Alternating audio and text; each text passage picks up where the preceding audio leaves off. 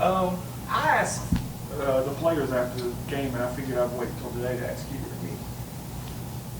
If ever maybe you guys needed last week, do you feel like you guys kind of needed last week to get a couple of wins like that, finally get a little momentum as you head out here on the road, and maybe you kind of start to turn this thing around? Yes, obviously, to be at home, to be, around our friends and family and in front of our fans and to play in Diddle Arena, yes, that was needed, and to have an opportunity to prepare with the team that we're going to play with. There were several opportunities, like FIU, Casey went out in the first, and even Middle Tennessee, there were several instances in the last three, and it doesn't not make excuses, it just happened. It's hard to fix some of those things when they happen right in the moment of the game, and it just happened. And we had a tough 3-game road trip, and so it was good to get back and try to regroup and reassess and then tweak and change some things. I've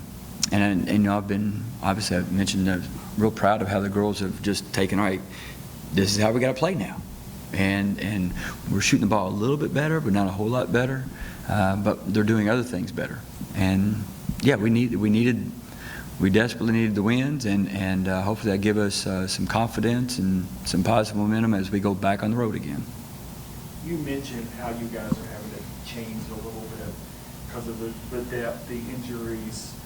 What's that adjustment been like for you guys on the coaching staff? Because, I'm sure that's hard to maybe kind of do on the fly, and you guys are kind of forced to kind of do this with the circumstances kind of dealt to you, right? Yeah, that's been a challenge for everybody, is just to make sure, you spend your spring, your summer, your preseason working to try to execute a certain type of game plan, and then you have to fix it. You have to tweak it, change it, and that's why I'm the most proud of the girls. They've been all ears, they've been receptive, they've been open-minded, and so because of that, because of the buy-in and the team play. That's the other key thing, is that they're playing, they're working together. That's the key part. They make it work, and so we've got to really keep that same level of focus and make it work on the road. Yeah, your defense this last week particularly, and even though maybe the players said they weren't talking as much as they should Saturday, that team cohesiveness, you could see it kind of in the way your defense was this past week. And that's what we've got to do. We still were able to get steals. We were still able to force turnovers, just in a different way. And we need to go make some layups. Is there, you talk about, talking and communication. Is there any other aspect you want to see improved on this road trip for your team individually? Yeah, the biggest thing, I know it seems simple, is just to shoot the ball better. We're getting some decent shots. It's not like we're not making some good drives to the basket or taking some good threes. We're just not shooting a good percentage, and there's times in practice we shoot the ball well. There's times we don't shoot the ball well. So I know we're not quite as the percentage that we've seen in the game isn't quite where we are. I'm not saying that we're the best shooting team in the conference, but we're not quite the percentage that we've shot in the game. So that's the hope, is that kind of comes back around to us, and we stay focused on the defensive end and doing the things we got to do. And we still got to rebound better, obviously, but the main thing I don't want to change is the team play. The touches, the encouragement, if you miss a shot, I'm not mad because you didn't pass me the ball. Let's get back here and get a stop and turn back around. So that's the part I don't want to change. If we can keep that, we can overcome the other issues. You're a different team than when you saw these two teams last month, but certainly they both seem to be different teams too. Specifically, New Mexico State had all those transfers and kind of were still kind of gelling together. It looks like they've started to really kind of gel together and get the pieces together. And then UTEP's played pretty well too. Right. Certainly different teams than the last time you faced them. Well, and UTEP, like us, they come off a tough 3-game road stretch, so they're going to be real excited to be back home. And we've got to play better and shoot the ball better on the road, and so that'll be a challenge. And New Mexico State is. They're playing as aggressive, as good, well-played defense of just about anybody in our conference, and so they make it tough for you to get points. And that's what we have to continue to work on. Our ball movement's been good. We just haven't finished some shots at the end of that, or we've allowed the ball to stop moving at the end of the shot clock. And we need that. We either take a good shot a little bit earlier or keep that ball moving, and that'll be important against New Mexico State and UTEP. I'm sorry, I know the status was indefinitely, it's only been 2 days, and there's still, but do you know if there's any chance that Acacia's going to be able to make this road trip, or? She'll make the road trip. It's not likely that she'll be able to play. She's doing better, feels better. We text this morning. I have not seen her yet today. She had chemistry, and so, but she's doing better, and she's rehabbing and doing what she's got to do to try to get back. And so she has the right, I mean, she's a winner. She's a champion. She has the right attitude, and if she can, she will. Going off of that with Acacia, I mean, just this past weekend, seeing her obviously not on the court, but on the bench, she plays a really big role. Mm-hmm. And so, say you call a timeout, you're kind of outside of the huddle. She's in the huddle talking to everybody. Mm-hmm. She's right there with them. And so it's kind of like, even though she's not physically on the court, she is. And I see that within her, and I know that how badly she wants to be out there, but just encouraging her Mm-hmm. teammates. And I know that she's been the leader of this team, and maybe kind of causing a spark within them, since she obviously can't be out. You're exactly right.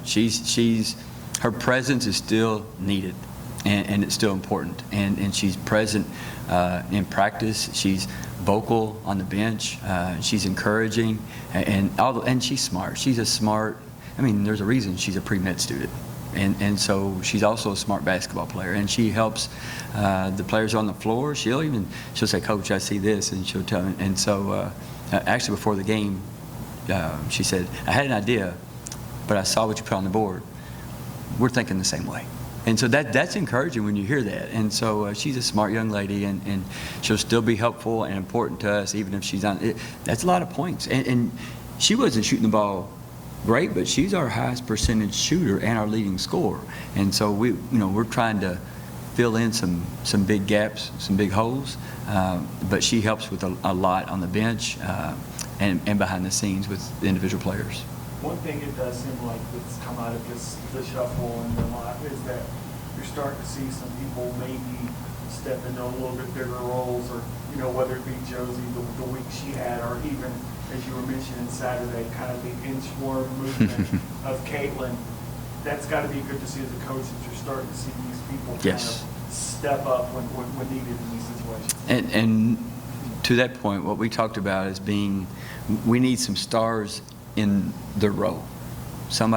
We need somebody to be a star rebounder. We need a star stopper. We don't have to have all-star scorers. And so, yes, they're stepping into some of those roles that are important for team success, and trying to be stars in those roles.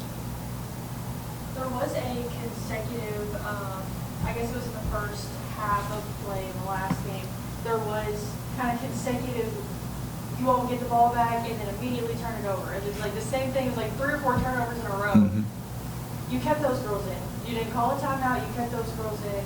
What's kind of the mentality behind that? Is it just instantly you got to rebound after you have that turnover, back-to-back turnovers? You got to figure it out while you're on the court?